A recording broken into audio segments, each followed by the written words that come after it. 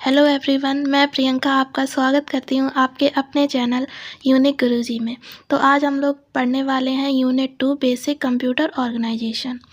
तो सबसे पहले हम देखते हैं हमारे कंप्यूटर में कौन कौन सी यूनिट्स होती हैं। कंप्यूटर में इनपुट लेने के लिए एक इनपुट यूनिट होती है और उसके अंदर सीपीयू के अंदर स्टोरेज होती है, स्टोरेज यूनिट होती है, अर्थमेटिक लॉजिक यूनिट होती है, आउटपुट यूनिट होती है, कंट्रोल यूनिट होती है।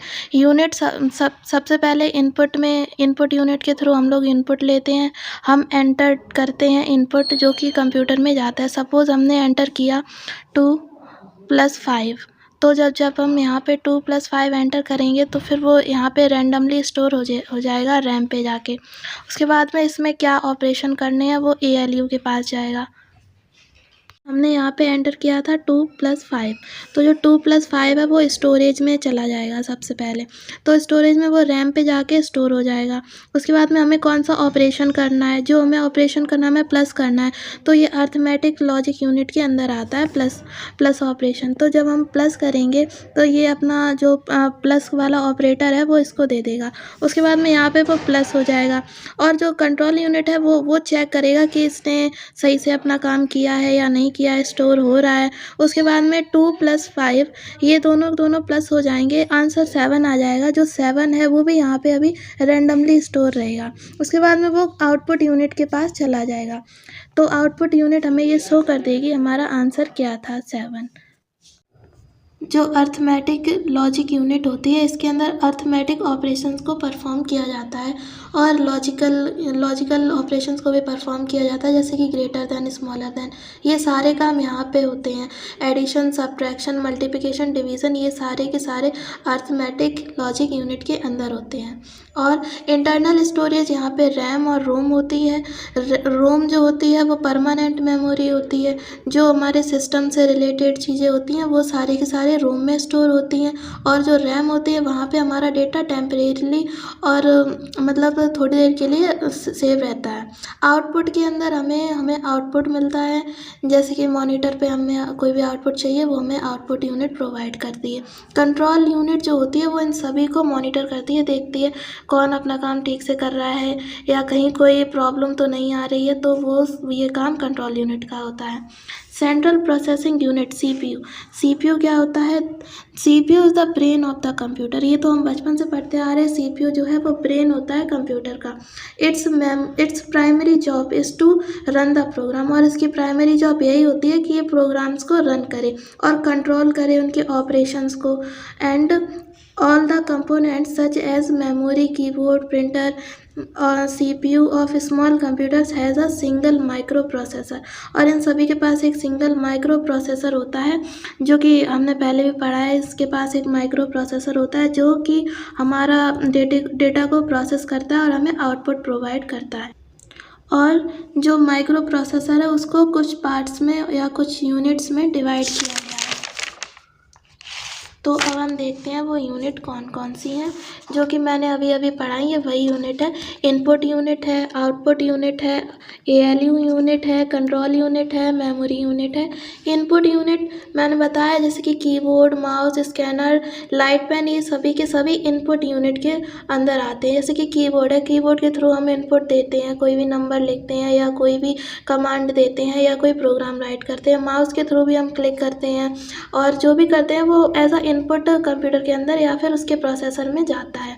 स्कैनर से हम इमेज को स्कैन करते हैं, पेजेस को भी स्कैन करते हैं। लाइट पेन जो डिजिटल बोर्ड होता है उस पर हम पेन से लिखते हैं, वो वाला पेन। आउटपुट यूनिट ये हमें आउटपुट प्रोवाइड करता है। All those device come under output unit which are used for displaying information. जो कि इंफॉर्मेशन को डिस्प्ले करने के लिए यूज़ किए जाते हैं वो सभी डिवाइसेस आउटपुट यूनिट के अंदर आते हैं। जैसे कि मॉनिटर है, स्पीकर है, प्रिंटर है। मॉनिटर के थ्रू हम स्क्रीन पे हमारा आउटपुट को देखते हैं और स्पीकर हमें आवाज़, साउंड के रूप में हमें आउटपुट देता है। प्रिंटर हमें हार्ड कॉपी देता है।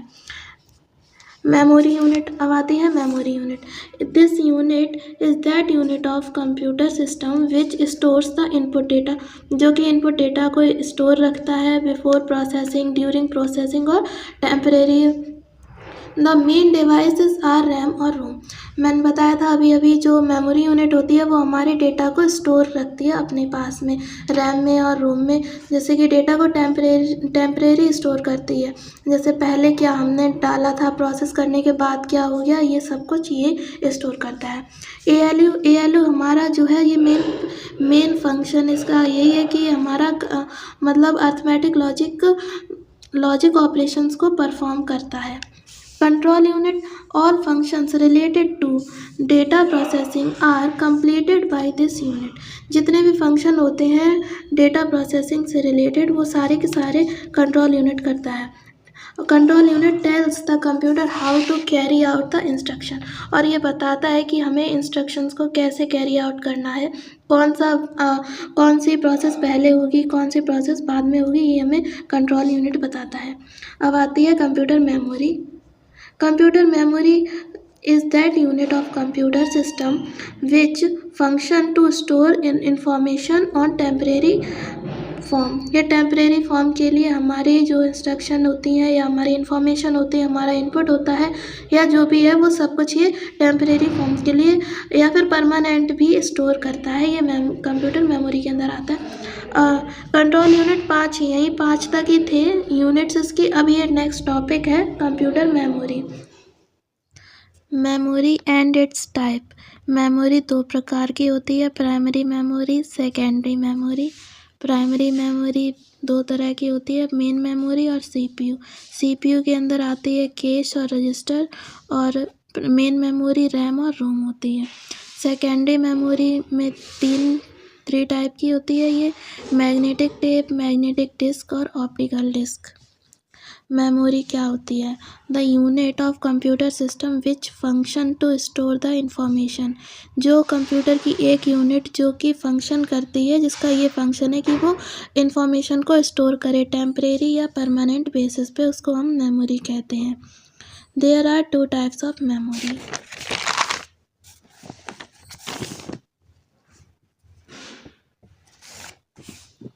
प्राइमरी या main memory. It is also called internal memory or main memory. It is installed in internal part of computer। ये कंप्यूटर के अंदर इंस्टॉल्ड होती है, and this is made up of integrated circuit, और ये इंटीग्रेटेड सर्किट से बनी हुई होती है in the form of chip. ये चिप की फॉर्म में होती है जो कि कंप्यूटर के अंदर इंस्टॉल्ड होती है। ये हमें अलग से लगानी नहीं पड़ती, इसके लिए हमें अलग से पैसे भी नहीं देने पड़ते। जब हम कंप्यूटर को ख़रीदते हैं तो उसके अंदर ही ये प्रेजेंट होती है। इट इज़ वेरी फास्ट, और ये बहुत फास्ट होती है, एंड एक्सपेंसिव भी होती है as compare to secondary memory. Secondary memory इतनी एक्सपेंसिव नहीं होती है और ये हमें बाहर से लगानी पड़ती है, लेकिन जो प्राइमरी मेमोरी होती है वो एक्सपेंसिव होती है और ये इनबिल्ट आती है कंप्यूटर के साथ में, ये हमें ख़रीदनी नहीं पड़ती है। It is also called semiconductor memory. इसको सेमीकंडक्टर मेमोरी भी कहा जाता है क्योंकि इसमें सेमीकंडक्टर का यूज़ होता है, इसलिए इसे सेमीकंडक्टर मेमोरी कहा जाता है। जो चिप वगैरह होती हैं उनको सेमीकंडक्टर से बनाया जाता है। And these chips are made up of silicon. ये सिलिकॉन की बनी होती हैं जो कि एक सेमीकंडक्टर होता है। इसके एग्जाम्पल हैं RAM, ROM, PROM, EPROM, etc। अब आता है RAM, random access memory. It stores those programs and data which are being processed by CPU in the present. जो रैम होता है इसके अंदर वो डेटा रहता है जो कि प्रेजेंट में जिसके ऊपर काम हो रहा है। जैसे कि अब अभी हम 2+5 कर रहे हैं तो 2 और 5 जो है वो हमारी रैम में स्टोर होगा। जब हम उसमें एडिशन जो भी करेंगे वो जो प्रेजेंट टाइम में हम जो काम कर रहे हैं उससे रिलेटेड जो भी डेटा होता है वो हमारी रैम में स्टोर होता है। और ये रैंडम, ये टेम्परेरी होता है, ये परमानेंट नहीं होता है। एक बार अगर हमने लाइट बंद कर दी या फिर पावर कट कर देते हैं तो फिर वो डेटा पूरा का पूरा इरेज हो जाता है हमारी रैम से, और यदि हम उसे सेव कर दें तो फिर वो इरेज नहीं होता है, लेकिन ये केवल रैंडमली एक्सेस करता है डेटा को, जैसा कि इसका नेम है random access memory, RAM. It stores data on primary basis, ये प्राइमरी बेसिस पे स्टोर करता है डेटा को। A normal computer RAM can be from 1 GB to 8 GB। जो नॉर्मल कंप्यूटर की रैम होती है वो 1 GB से लेके 8 GB की होती है। टाइप्स ऑफ रैम, फर्स्ट है SD रैम, इसकी फुल फॉर्म है synchronous dynamic random access memory. And DRAM dynamic RAM, and DDR plus SD RAM double data rate. ये सारे इसके टाइप्स हैं जो कि ऐसे ही ऑब्जेक्टिव में हो सकता पूछ ले, वैसे इनकी ज़्यादा ज़रूरत नहीं होती है। अब हम लोग आते हैं आगे रोम पे। रोम, ROM, इसकी फुल फॉर्म है read only memory. ROM is a chip in which for information is stored by manufacturer. ROM एक ऐसी चिप होती है जिसके अंदर जो इंफॉर्मेशन होती है वो मैन्युफैक्चरर होता है, वही स्टोर करता है। और इसके अंदर जो भी इंफॉर्मेशन होती है वो यूज़र के ज़्यादा काम की नहीं होती है, वो सारी की सारी उस कंपनी के लोग जो होते हैं जो इसको बनाते हैं वो स्टोर करते हैं। वो इसके अंदर ऐसी इंफॉर्मेशन होती है हार्डवेयर वगैरह या सॉफ्टवेयर को कैसे ऑपरेट करना है। इट इज़ नॉट वॉलेटाइल, और ये मिटती नहीं है, लाइट जाने पर भी ये नहीं मिटती है, ये वहीं रहती है। ये परमानेंट मेमोरी होती है। And can not be change, और हम इसे चेंज भी नहीं कर सकते हैं। It means the CPU can read data and program saved on ROM chip but can not change the information. इसका मतलब ये है कि हम जो भी डेटा रोम चिप में होगा हम केवल उसको रीड कर सकते हैं, उसमें कोई चेंजमेंट या उसे इरेज या उसको एडिट नहीं कर सकते हैं। इसमें केवल ये रीड ओनली मेमोरी होती है। इंस्ट्रक्शंस गिवन इन कंप्यूटर रोम, और जो भी इंस्ट्रक्शंस वगैरह होते हैं वो सारे इसी चिप में होते हैं। Types of ROM, PROM programmable ROM, ये सॉफ्ट फॉर्म में होती है। EPROM इरेजेबल प्रोग्रामेबल रोम, जो नॉर्मल रोम है वही अगर उसमें हम इरेज भी कर पाएँ तो वो EPROM हो जाती है। EPROM इरेजेबल प्रोग्रामेबल रोम, रोम में जब हम डेटा को इरेज भी कर सकते हैं उसको कहते हैं EPROM। और EEPROM कहते हैं इलेक्ट्रिकली इरेजेबल प्रोग्रामेबल रोम, जिसमें कि हम इलेक्ट्रिसिटी के थ्रू इरेज कर सकते हैं डेटा को। नेक्स्ट आती है cache memory. Cache memory makes the processing fast by acting as a temporary fast speed holding area between main memory and CPU. Identify which information stored in RAM is mostly used and copies to cache memory. तो ये जो memory होती है ये memory हमारा data को store करती है, टेम्परेरी होल्ड रखती है डेटा। ये बहुत ज़्यादा फास्ट होती है, इसके अंदर वो डेटा आता है जिसकी हमें बार बार ज़रूरत होती है। जैसे कि हम हमारे फ़ोन में अक्सर व्हाट्सअप खोलते हैं तो व्हाट्सअप का डेटा जो है वो ये अपने पास रखेगी, क्योंकि इसे पता है कि हमें अभी जस्ट थोड़ी देर बाद हमें उसे खोलना होगा। या फिर हम कोई गेम को खोलते हैं तो गेम के कुछ पेजेस हैं जिसको हम बार बार खोल रहे हैं, तो ये सारी चीज़ें वो अपने अंदर स्टोर रखती है, टेम्परेरी स्टोर रखती है, क्योंकि हमें उसकी ज़रूरत बार बार होती है। और ये काफ़ी फास्ट मेमोरी होती है। अगर ये अपने अंदर स्टोर नहीं रखेगी तो हमें हमारा जो भी हमें डेटा चाहिए तो वो हमें इतनी जल्दी नहीं मिल पाएगा। अगर वो रैम में हमारा स्टोर होगा तब भी हमें टाइम लग जाएगा, मतलब ज़्यादा तो नहीं टाइम लगेगा, फिर भी कुछ सेकंड्स लग सकते हैं, लेकिन इसमें माइक्रो सेकंड में काम हो जाएगा हमारा, नैनो सेकंड में काम हो जाएगा। तो इसलिए ये कैश मेमोरी काफ़ी यूज़फुल होती है हमारे लिए। नेक्स्ट है रजिस्टर, ये भी सेम इसी का काम करता है, ये भी हमारे डेटा को होल्ड करता है, पर इसकी जो स्पेस होती है मतलब ये बहुत कम डेटा को होल्ड कर पाता है, पर ये फास्ट बहुत होता है। जितनी कम चीज़ें ये होल्ड करेगा उतना फास्ट होता है, और जितना ज़्यादा चीज़ें ये होल्ड करेगा तो उतना स्लो होता है मेमोरी।